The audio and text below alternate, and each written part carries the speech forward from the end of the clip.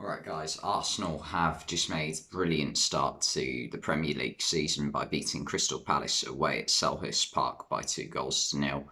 And yeah, Arsenal definitely surprised me before the game. I'll just have a quick look at my prediction. 2-1 to Crystal Palace. I hadn't really I thought Arsenal looked good in pre-season, but I hadn't really bought into it. I thought Palace away is a ground where they notoriously struggle. So I thought it might be a bit of a being brought back down to earth moment for Arsenal, but that was not the case at all. From the very first minute, they were the team on top and got amazing chance after 4 minutes when Gabriel Jesus just managed to wriggle and dribble through all through Palace's midfield and defence, get the shot off that got blocked, and it fell to Martinelli, who had what seemed a fairly simple task: put the ball in the back of the net, but misplaced his shot horribly. It didn't fall very kindly for him, but he's got to be scoring it. But nonetheless, about 15 minutes later, Arsenal get a corner, and it's a really good move from the set piece. Zinchenko ran off Zaha on the edge of the box and headed it back into the area. Martinelli just had to flick it goalwards, and Guaita couldn't quite get enough on it. And it was really good planning as well, because they highlighted this at half time. Having Zinchenko and White on the edge of the box, and Zaha had to watch both of them, which obviously he can't do. And Zinchenko behind him just runs off him and gets the space he needs. And yeah, that made it 1-0. It wasn't the best defending from Palace, let's be honest, but it was a well worked corner, definitely. And from that point on, Arsenal just looked the better side in the first half. They like all of their attacking players gelled really well together. And what I really liked was the way that Zinchenko and Granit Xhaka were playing this game. It worked really well. They were constantly switching positions. So when Zinchenko went forward, Granit Xhaka would drop back into the left back slot.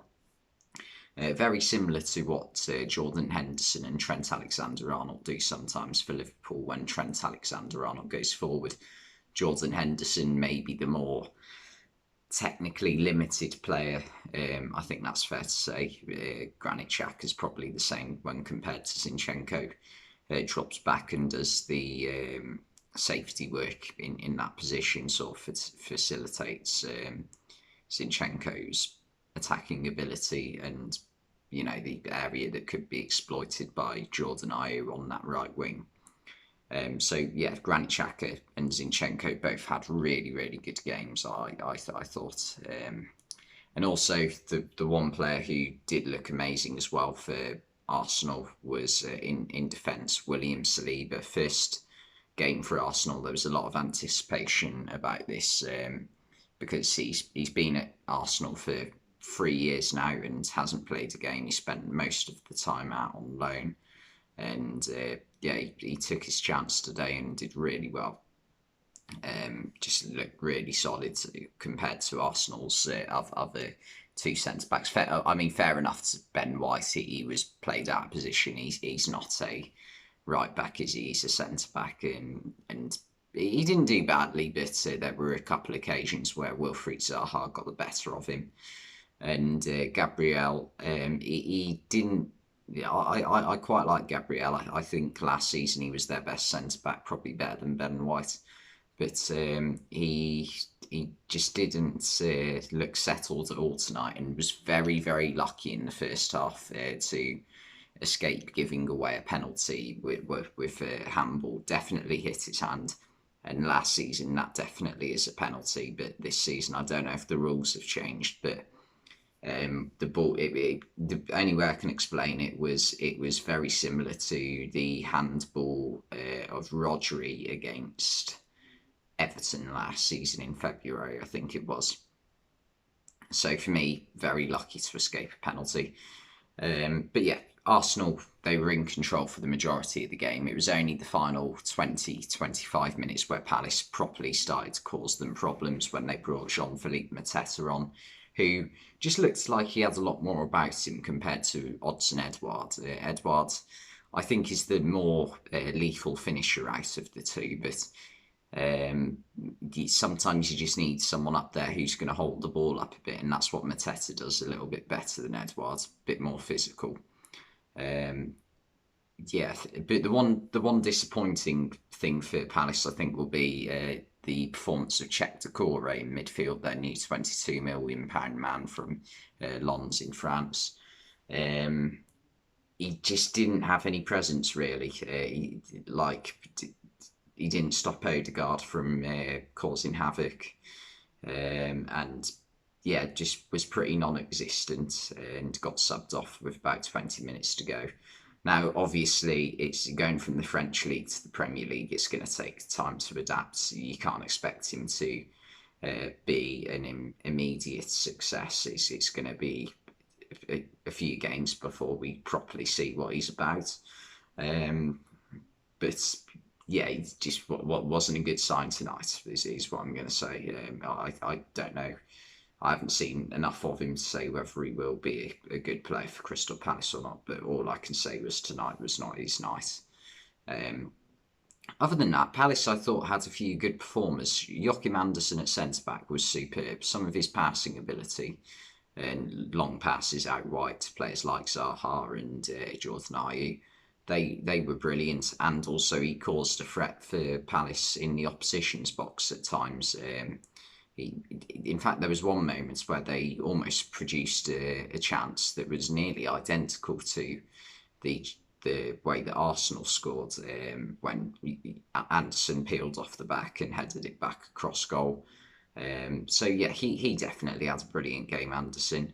But Arsenal, right at the end, produced a sucker punch that killed the game off. Bukayo Saka, there was a couple of times where he was up against Tyrick Mitchell or Mark Guehi, and they made him take it onto his less favoured right foot. And yeah, Saka struggled. There was one moment where he got a shot off, but it just netted like he was falling as he took the shot. But on this occasion, just as I thought he's going to hit it with his right foot and it's going to go miles over, it goes really, he struck it really well, goes across goal. Gehi gets his head on it and flicks it goalwards, and it just nips inside the post. So it'll go down as an own goal. But it was good play from Bukayo Saka. Arsenal did have other chances as well throughout the game. Gabriel Jesus was just a pressing machine at points, and won the ball off either Tyrick Mitchell or Gray. I can't remember who it was.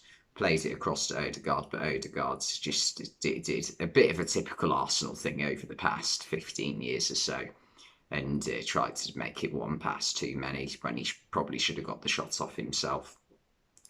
And yeah, I haven't even mentioned Palace's best chance of the game. Abire Eze, midway through the second half, got played through with a brilliant ball by Wilfried Zaha, and he has to lift the ball over Ramsdale, but just produces a very tame shot, and it makes it far too easy for Ramsdale. Ramsdale didn't look very comfortable at times during this game. We all know what Ramsdale is by now. He's an excellent shot stopper, but as an overall goalkeeper, he's still yet to play at a really world-class level. I think that's fair enough to say. He's a very good shot stopper, though, and there were occasions in tonight's game where he did look like he was a bit nervous, especially after not really getting a kick in the first half because Arsenal were that dominant. The ball came to him, and immediately closed out by Edouard or Zaha, and lucky not to have a calamitous error, let's put it that way. And also at times during set pieces he dropped the ball or something like that. But yeah, overall, I think both teams can take positives away from this game. Palace, it definitely wasn't a terrible performance. They took a little bit of time to get going, but in the second half, I think it's fair to say that they probably the more dominant side. I don't know if that could also be part of Arsenal's game plan, just to sit back and let Palace do the work and just try and hit them on the counter. But Arsenal will be very satisfied with that performance and played really, really well. And it looks like their new signings are really going to help them this season in their quest to finally get back into the Champions League after, what is it? It's got to be 6 years out of it now, I think. I think the last time they played was 2017. So yeah, by the time they next can play in it, it will have been 6 years.